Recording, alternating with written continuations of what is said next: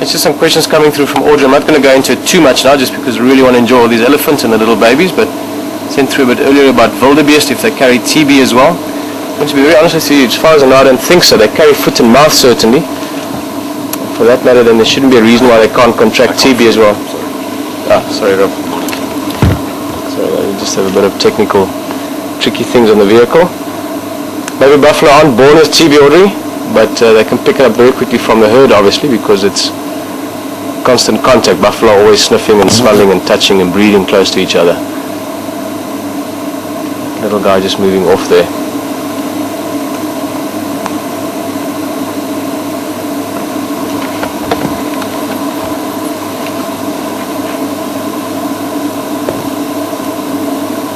Let's look around some more. There's another one coming out.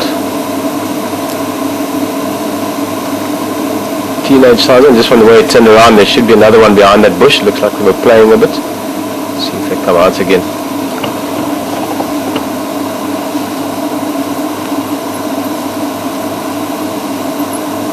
Oh, here's another up to the left here, another little one. I'll just go through like there you go. Look at that. Evening.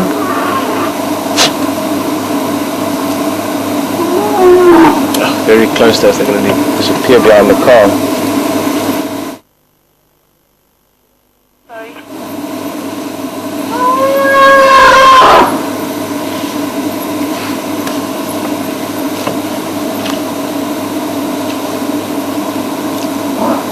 Lots of curiosity here.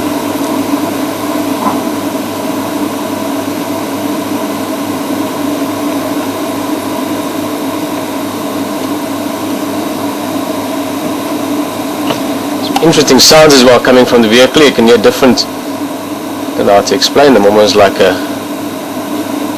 cry or a high-pitched trumpet from this elephant. It's just interaction in the group, maybe one female pushing another one around. I couldn't quite see, but it's not so much a distress call, it's more just sort of internal communication. Let's see if we can move a bit again. Sorry. Sitting with a spotlight close to your head, you get all kinds of bugs in your nose and in your eyes. And if I was a bat, I'd be very excited. Lots of food, you don't even have to go anywhere.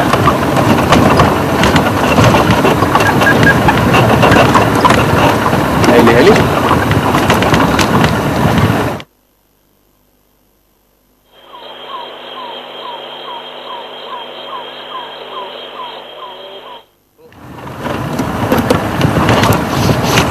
We'll try and get one last look at that little one.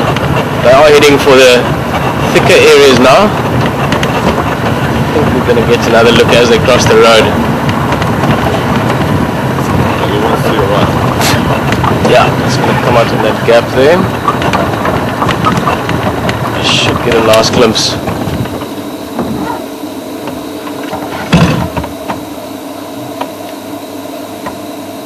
To be honest with you, I haven't recognized any of these females yet. Might be a different herd from that one with the downwards tusk. Also the little ones we've seen, I haven't recognized their mothers, but it is dark, they are moving around a lot, so it's sometimes tricky. There's the little one again, just tucked away safely in between the legs of the adults.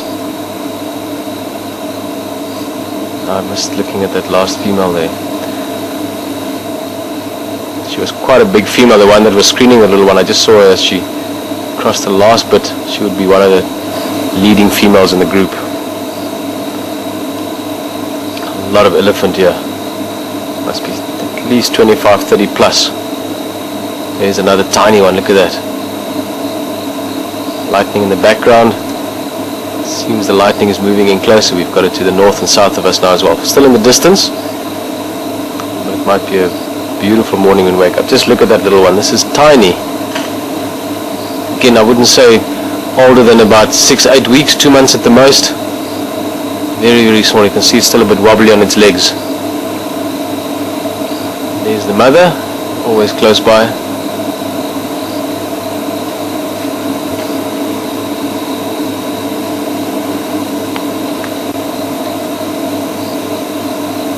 Awesome. Really, really cool. Considering we started the drive late, we certainly have seen a lot of big animals. So, Audrey, just to get back to your question earlier, I presume you're still with us on Drive about the TB, wildebeest and buffalo calves being born with it. Just right in the middle of all those elephant. Animal disease is not something I'm that hot on. It's something I sort of find partly interesting, but I can't see any reason why wildebeest shouldn't get it. They can get all the, like I said, foot and mouth and other diseases that buffalo get, but at the same time there might be a reason why they don't pick it up. It's something you find really interesting. I can phone a couple of friends tomorrow, guys that are vets and researchers and people that really sort of write the articles on this kind of stuff, and tomorrow afternoon I'll bring it up again.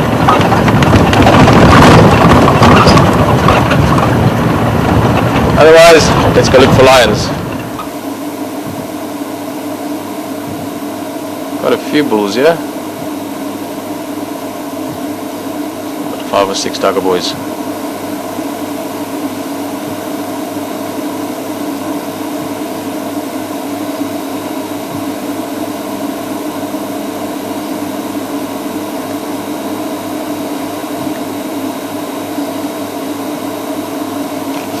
A lot of insects tonight.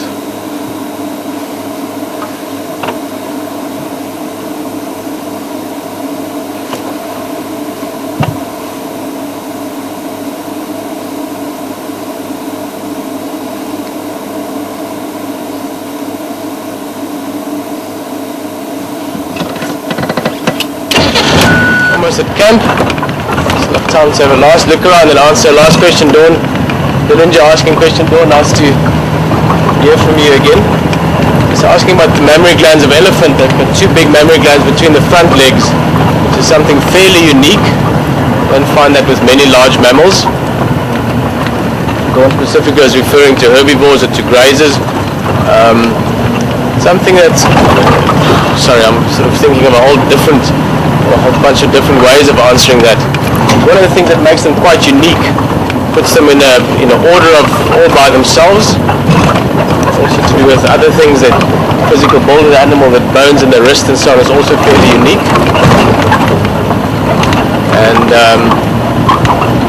significance of it, just I guess just how they evolved, how it worked.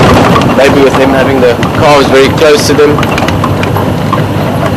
Also because, to an extent, I guess, from a purely practical point of view, the elephant calves, when they're very small, they drink with their mouth, they don't use the trunk, so they've got to be able to stand under the mother, whereas most of your other, if you think of your antelopes and so on, the little calves can bend their legs and get down underneath mum, or with other predators, lions and so on, the mum can lie down. With the elephant, obviously, it's got to stay standing, and the calf has got to be able to stand and be able to suckle it.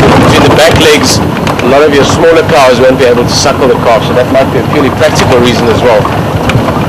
Interesting question. I've never thought of it along those specific lines, but it is something that's quite unique with them. Only a few other mammal species that you get that with.